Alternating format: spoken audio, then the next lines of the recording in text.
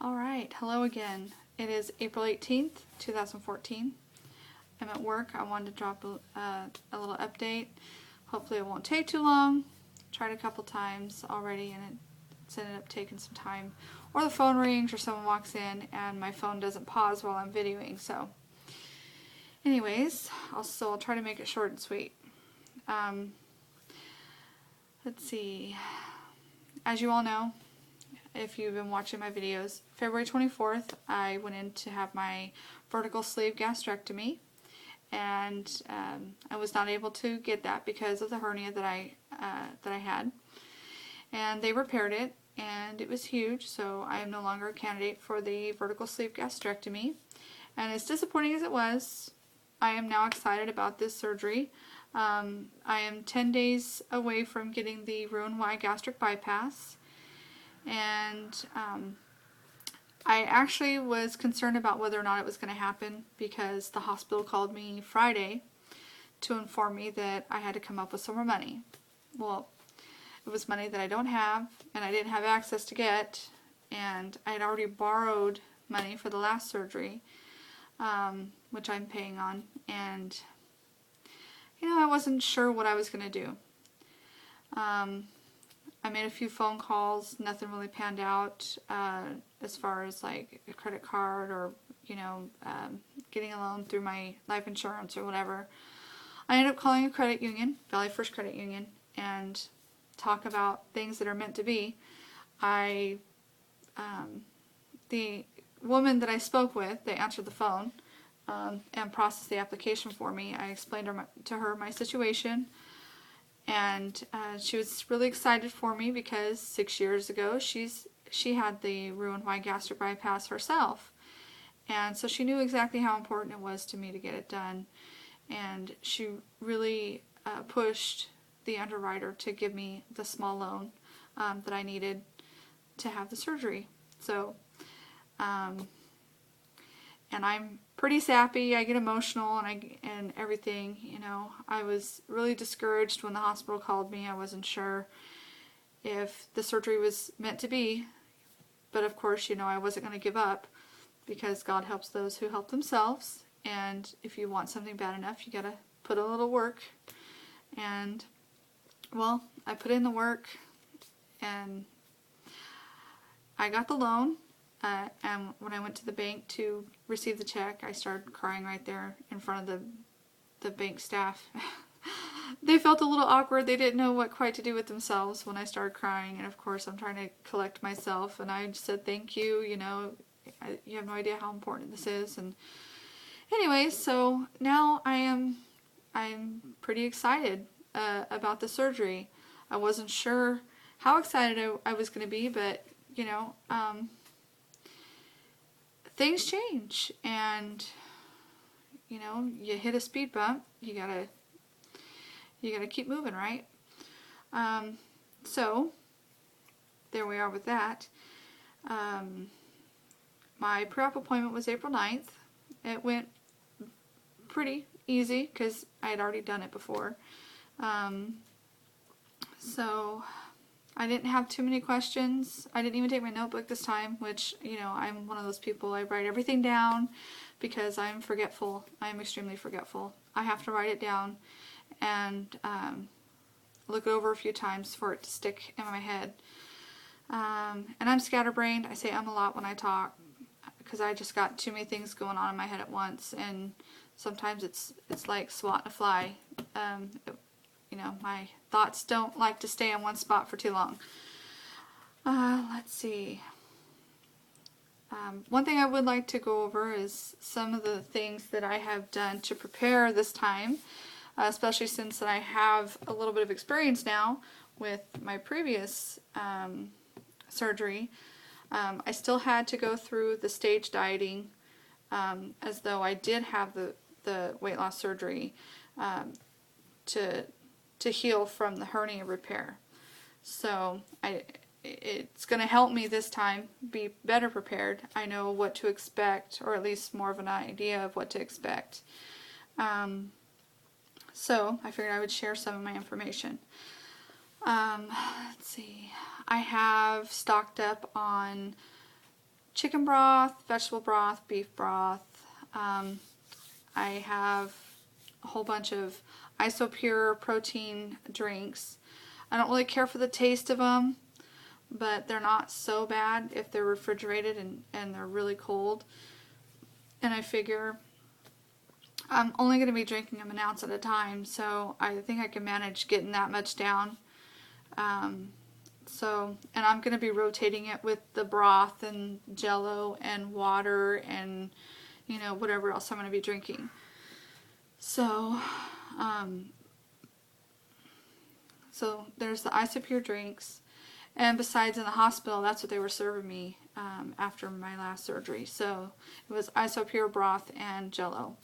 So, and they had me, you know, consuming an ounce every hour, and then it got increased to 2 ounces an hour, and then 3 ounces, and then 4 ounces. So, and I wasn't allowed to leave the hospital until I got 4 ounces in. So, even though I didn't have surgery on my stomach, my diet was real restricted because of the stretching and pulling and tugging on my stomach. It was swollen and inflamed, and so was my esophagus. I found it was a little bit hard to swallow after, you know, the first week. Of course, you can't gulp, and you're not supposed to after you have the weight loss surgery. But I was kind of struggling to get all my liquids in, and of course, the more hungry you are, the more you want to put in, and you know you can't have food. So I was constantly putting liquids in, and I kept a measuring cup instead of a coffee cup, so I knew how much I was consuming. And I do use the app on my phone, MyFitnessPal, to help log my protein intake. You know, and it's a great tool. You could scan barcodes, and it already has the nutrition information on packages. Or you can create your own information with the general information that it has in its database. You can create meals so that you can come back to it and just click on that meal for whatever reason. You know, you don't want to sit there and it gets monotonous when you're sitting there entering, you know, like tidbits or ingredients to a meal every time. I know, because I do it once in a while. And then you can also track your weight loss on there. You can also track your fitness, your exercise, your water intake. You know, and as far as the goal settings on there, I know a lot of people have been questioning that. So, you know, I don't really pay much attention to the goal settings right now, you know, because the first couple of phases of your diet is going to be healing, you know, helping your body to heal and teach your body to get used to the diet. So, that's my assumption. I mean, by all means, get a second opinion. You know, we're all here to support and share our information, and that's all I'm trying to do. I'm not telling you, you know, this is how you should do it and blah, blah, blah. But this is what I'm doing, and I hope it helps.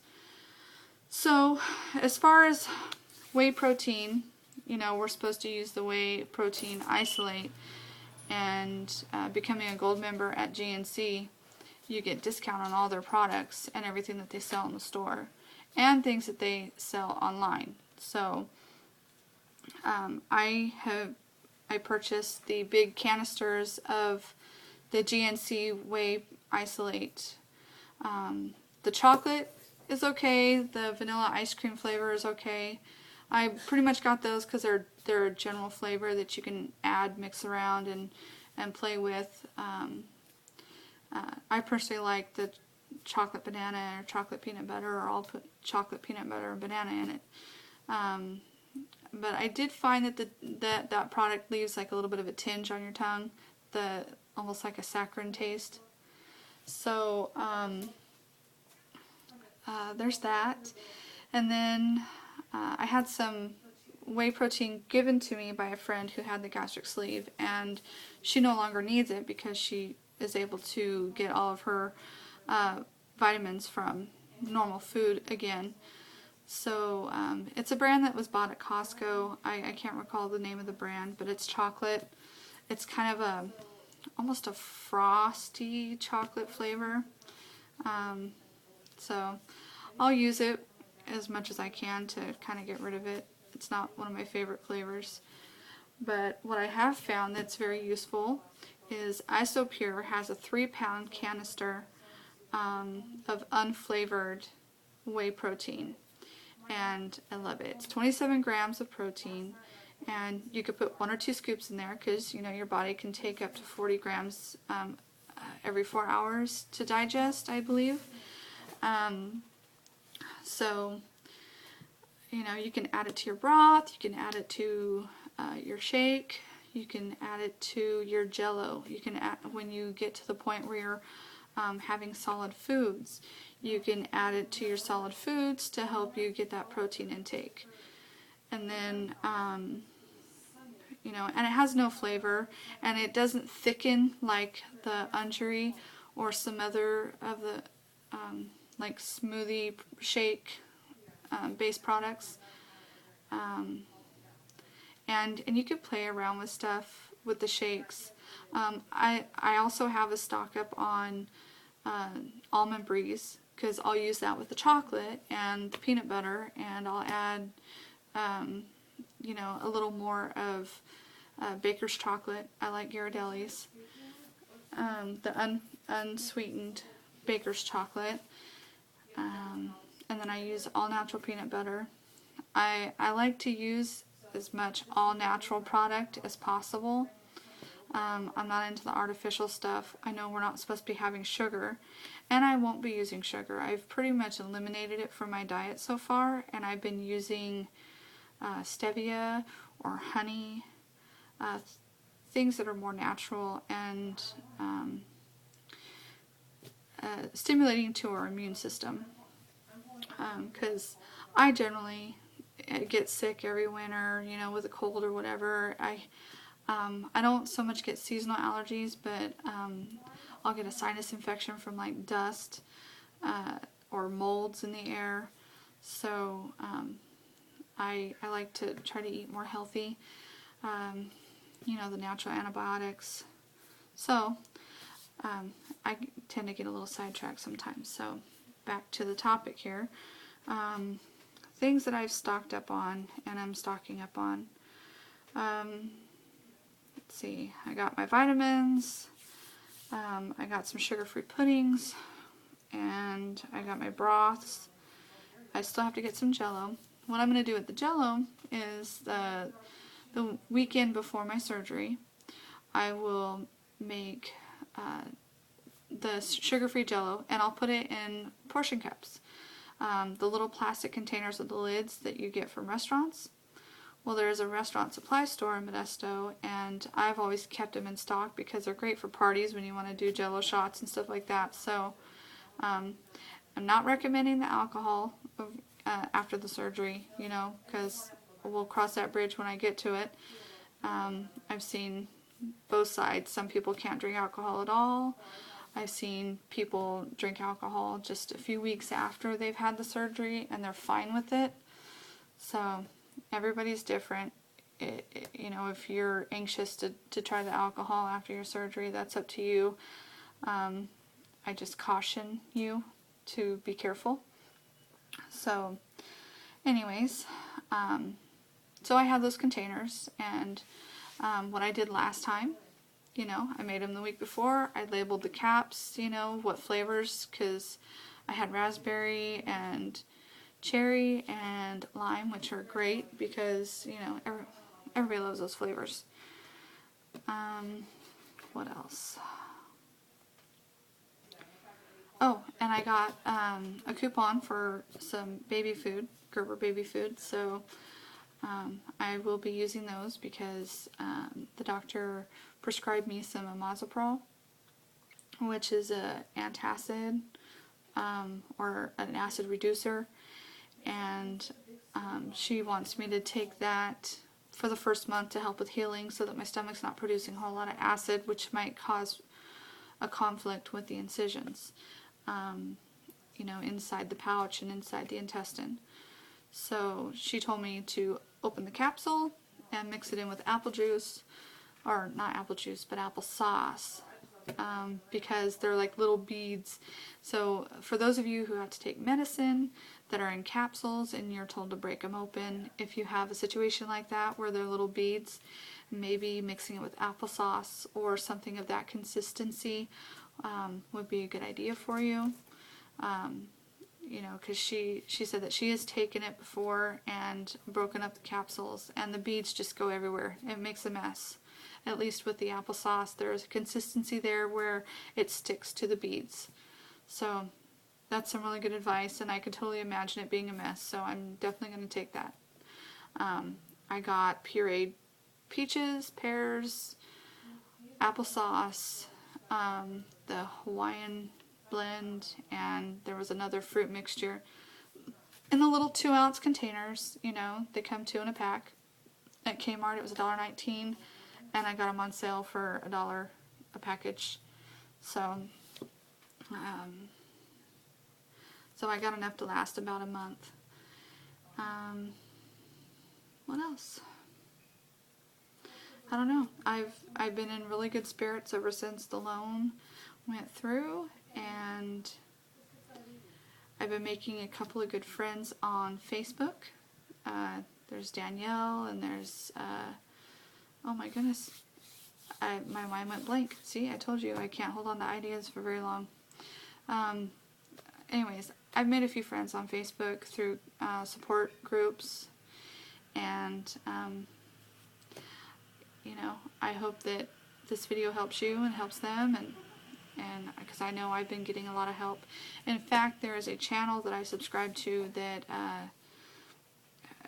actually goes into detail about the foods and the diets and the stages and pointers to help make things interesting, and recipes and things.